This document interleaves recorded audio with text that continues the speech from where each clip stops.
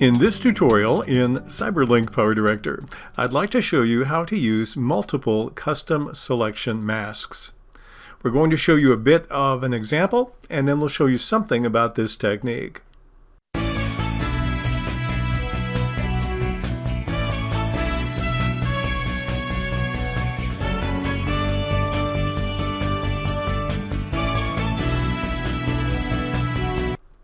I have on track number 9 an image. It's a still image, a graphic of a downtown metro area.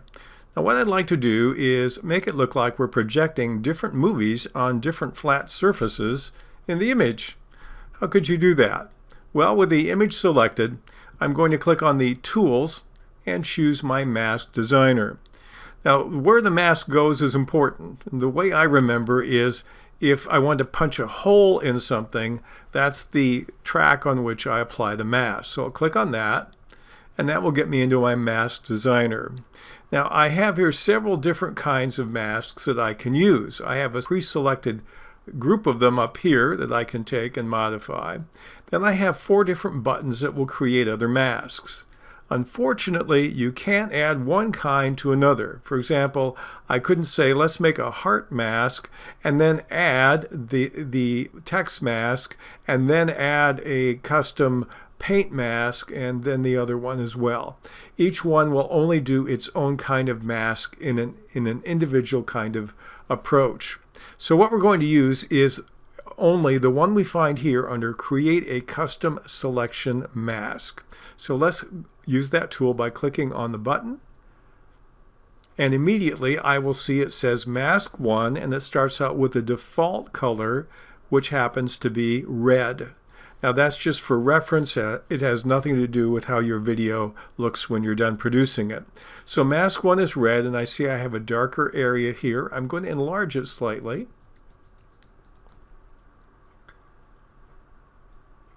And I'm going to first of all click with the left mouse button, and that will start an area where I can create my mask. And we're going to go down here around the bushes, and we'll make it look like this is a place where my first video is going to play on the surface of the building. Now what I'd like to do is invert that. So I go over to the left side and click on the Invert Mask button. So now only that is my mask selection. And if I want to change it a little bit, I can move the hand over any of the selection buttons and drag and adjust it slightly that way. So you can make some modifications. If you happen to click anywhere on a line, you can create another point. And then you can also take that one and adjust it if you want to. I'll do Control Z to undo that. I don't want that. So there's mask number 1. Let's pick another surface and do mask number 2. I just click on Add in the lower left corner. Now this will be my green mask, and I do the same thing. Click on the corners in this case. And when I'm satisfied that that's good enough, I'll click on Invert. There's my second screen that we'll project on.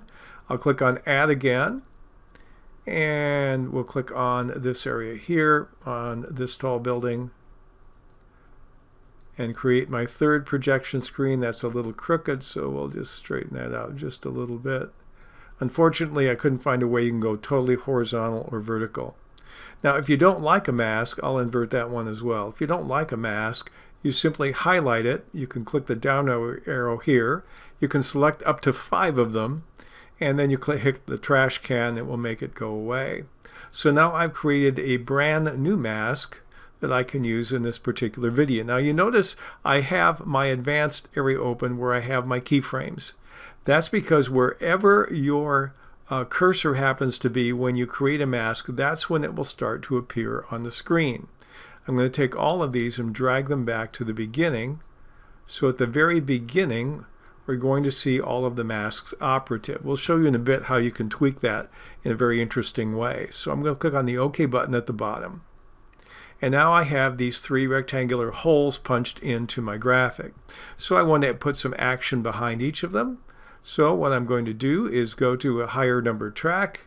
Let's take the picture of this plane, this video. I'll put it on any higher track. And in this case, now it covers everything, so you see parts of it through these 3 holes. So what I want to do is double click on it, get into the pip designer, and I'm going to take this and we'll make it smaller so it only covers one of my mask areas. So we'll shrink it down. And in this case, I'm going to enlarge the video so I can see behind it. Let's put this one in here. And we'll try to get as much of it as we can. Now, a way to tweak it, you can click on Object Settings on the left and temporarily dial the opacity down so you can see a little bit the exact area you're working with to make it as tight as possible. I don't want any of the black showing, but I really don't want it too big. I'll lose some of my picture. That's good enough for now. I have to remember to turn my opacity back up to 100%.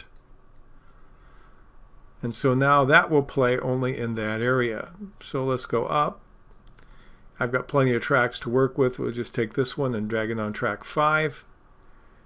And now I'll double click on it again. We're going to resize this in the pip editor. We'll do what we did a moment ago, and we'll click on it and we'll make it smaller. And let's have this one play over here. Again, I'm going to change the opacity temporarily so I can position it better. And if I want it real precise, I can zoom in to give me a little better look at exactly the area we want to cover. Okay, and make sure my opacity is back to 100%. And I'll do the third one as I pause the video.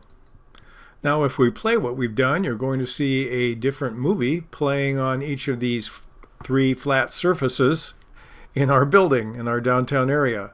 So it's a rather interesting way to apply that. Now let me show you something else you can do with the timing of it. If I go back to my main document that I have applied the masking to, I'll click on it and we'll go Tools, Mask Designer again. I can go back into any of the masks and edit them if I want to, but what I'd like to do is change the timing. Let's see, mask number 1 is my red mask. That's the one here. Let's start with the green one. If I click down on colors, mask 2 is the green one. That will be first, and the red will be last. So mask number 1 is red. So let's drag the keyframe back over here.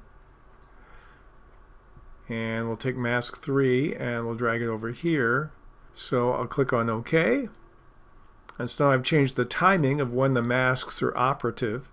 And it will start playing, and then we'll have the video pop up in the center. And then we'll have the video on the other flat surface of this building last.